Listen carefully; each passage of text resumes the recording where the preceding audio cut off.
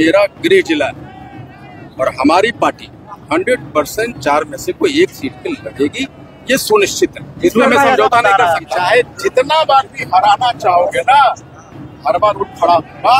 आपको ये भी ऑफर मिला है कि 6 सीट अगर लीजिएगा तो मंत्री पद भी मिलेगा और 12 लीजिएगा तो आप खुद से विधायक लड़िएगा। चलिए ना, छोड़िए ना, आप एनडीए की बात कर रहे हैं, भाजपा की बात कर रहे हैं। हाँ, ये सच है। मैं नीतीश कुमार जी को पलटू राम नहीं मानता, मैं भाजपा सरकार को पलटू राम मानता। हम आरक्षण के मुद्दे से समझौता नहीं कर सकते और भाजपा वाले चाहे एनडीए वाले जो भी लोग हैं जो इस तरह की बातें कर रहे हैं या खबर भिजवा रहे हैं, उसमें आरक्षण की बात वो नहीं करते।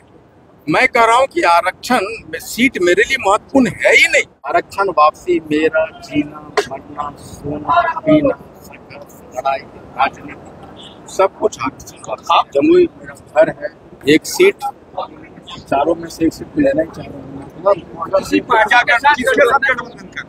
जमुई का जो 4 सीट है वो जमुई का है ना भाई, और वहाँ से एक सीट लेना चाहता हूँ। कितना सीट पर आपका दावेदारी बिहार में? देखिए, मैं शुरू से ये बात कह रहा हूँ कि ये सीट के साथ मैं सम्मान और मान की बात नहीं जोड़ता।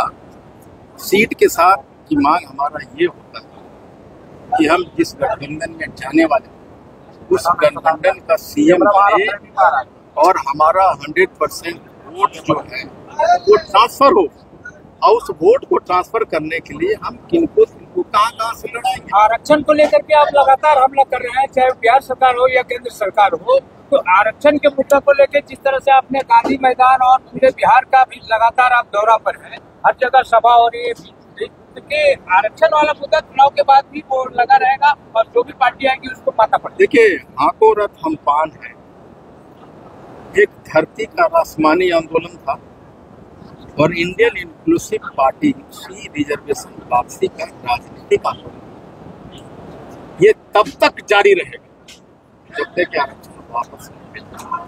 आरक्षण वापसी मेरा जीना मरना सोना पीना संघर्ष लड़ाई राजनीति सब कुछ आरक्षण वापसी। सीएम के लिए तेजस्वी यादव को उम्मीदवार मानना है, क्यों नहीं सीएम कैंडिडेट के लिए?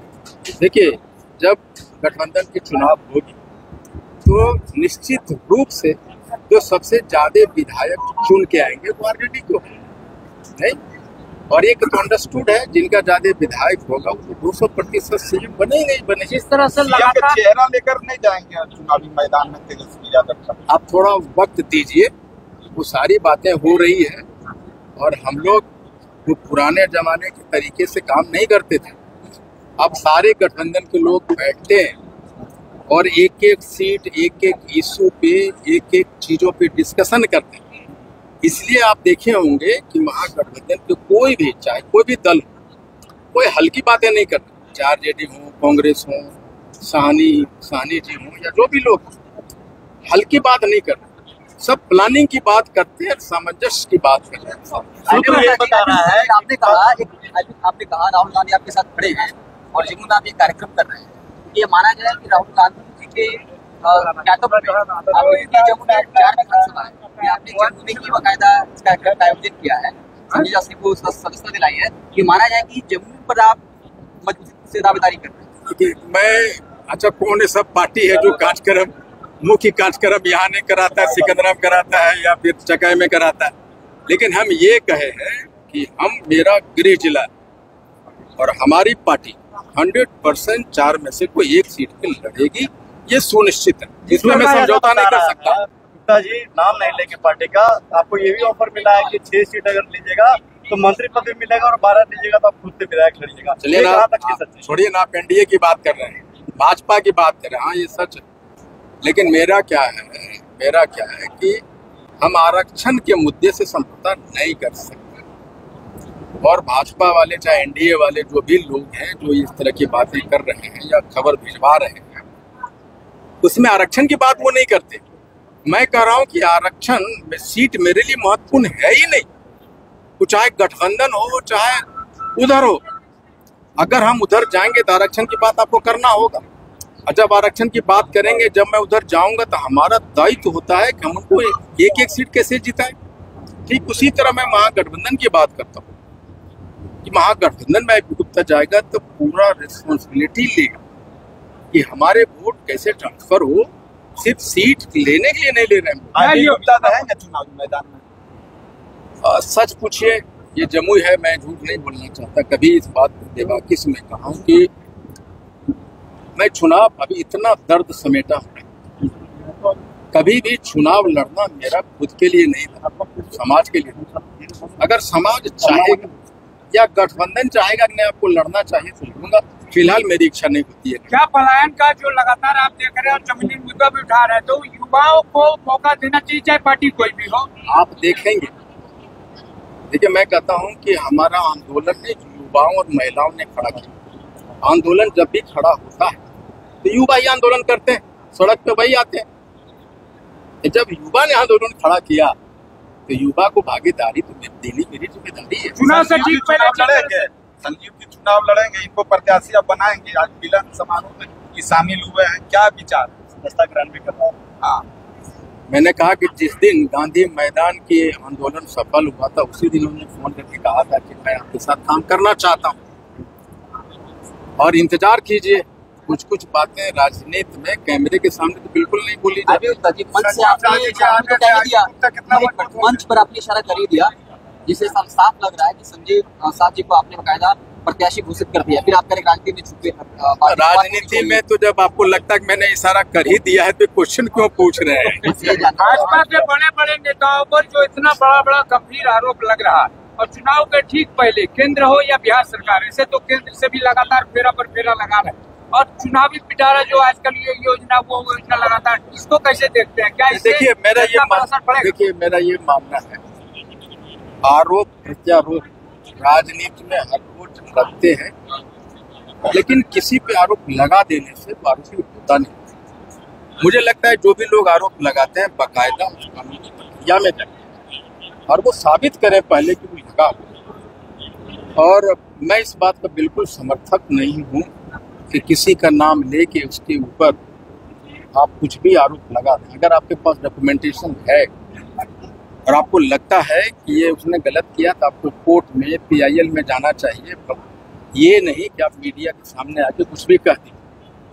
कांग्रेस के नेताओं पे मनमोहन की सरकार में बड़े बड़े आरोप लगे और सरकार भी गई उस आरोप पे, लेकिन सारे आरोप निराधार साबित हुए सुप्रीम कोर्ट में। मैं कहता हूं कि किसी भी इंसान पे आरोप लगाने से पहले आपसे तथ्यों को चाहिए और आपको लगता है तो let the court decide. Nitish Kumar लगातार जो है घोषणा कर रहे हैं, आज आए दिन जो है ममता आशा तरह तरह के, क्या लग रहा है इससे वोट बैंक प्रभावित होगा? देखिए बेसिकली चुनावी मौसम में इस तरह की घोषणाओं का बहुत ज्यादा महत्व नहीं होता। पर आपको पता है कि NDA की सरकार, मैं नीतीश कुमार जी को पलटू राम नहीं मानता, मैं भाजपा सरकार को पलटू राम मानता हूँ। वो सारी चीजें डिक्लेयर करते हैं और वो पीछे हट जाते, इन सारे महत्वपूर्ण नहीं होते। और हमारे खासकर जाति धर्म पान समाज में कुछ भी आप दे दीजिए, हम अपने हक के लिए वोट करेंगे। हाँ देखिए, संजीव शाह जी के यहाँ आने से मैंने तो पैसों की तरफ अपने एक हाथ बढ़ाया और एक मजबूत कम्युनिटी है यहाँ जमुई में, आप इनकार नहीं कर सकते। अब इनके कम्युनिटी को डिसाइड करना, मैंने अपनी कदम उनके तरफ चल दिया, वो कितना चलेंगे उनके ऊपर निर्भर करता है। लेकिन मैं खुले दिल से खुले मन से मैंने उस कम्युनिटी को रिकॉग्नाइज किया। मैं कहा कि भाई आप राजनीति करते नहीं है, लेकिन आप राजनीति करने वाले के पीछे धन लगाते हैं, दौड़ते हैं, नारा लगाते हैं। आप भी मुख्य धारा में आइए, राजनीति कीजिए। मेरा सीधा पार्टी वाला इनको छल, मतलब पीछे की राजनीति कर रहे थे, आप फ्रंट पे ले आए। आदरणीय दादा स्वर्गीय दिग्विजय सिंह जी ने इनमें वो क्षमता पहचानी थी और मैंने सिर्फ दादा जो इनमें क्षमता पहचानी बस उसको मैं आगे बढ़ा रहा हूँ कि जब दिग्विजय सिंह जी किसी को नेता बनने की बात कहता हो तो उस आदमी में क्षमता होगा, इसलिए उसमें सेकंड थॉट लाने वाली कोई बात ही नहीं हो जब दादा ने कह दिए ऊपर। अच्छा, साइनाइड खा के आप कैसे पैदा लिए हैं, आप बोल रहे थे? इसलिए कह रहा हूँ ये जमुई वाला है ना, अगर कोई समाज सेवी अपना पैसा लगा के कुछ करना चाहता है तो नैरेटिव सेट करता है कि देखियो ना, एक आध साल में कर सब हवा निकल देते नहीं, टुनटुन भगत के निकल गए, अनिल, अभी लोग कहते थे अनिल सिंह जी के बारे में आप लोग करते थे, फिर हमको ये तीसरा होगी कहते थे ना, उसी परंपरा को मैं कहता हूँ कौन लोग हैं जो नैरेटिव इस तरह के सेट करते हैं? है कुछ लोग पॉलिटिकल लोग ही होते हैं जो नैरेटिव सेट करते हैं, वो तो नहीं करेंगे जो गरीब है जिनको मदद मिल रहा है, वो इसलिए करते हैं कि एक धारणा बनाई जाए कि अच्छे लोग जो राजनीति मानना चाहते हैं उनको डिस्करेज किया जाए, डिस्क्रेडिट किया जाए। लेकिन मैंने कहा कि मैं राजनीति करने के लिए आया ही नहीं था, मैं राजनीति का हिस्सा बन के सिस्टम में अपना वोट फिक्स करना चाहता था, जिससे कि मैं कंट्रीब्यूट कर सकूं जम्मू के लिए, बिहार। साइनाइड का इससे क्या जुड़ाव है? इसका ये जुड़ाव है कि चाहे जितना बार भी हराना चाहोगे ना, हर बार उठ खड़ा होगा, उसका मतलब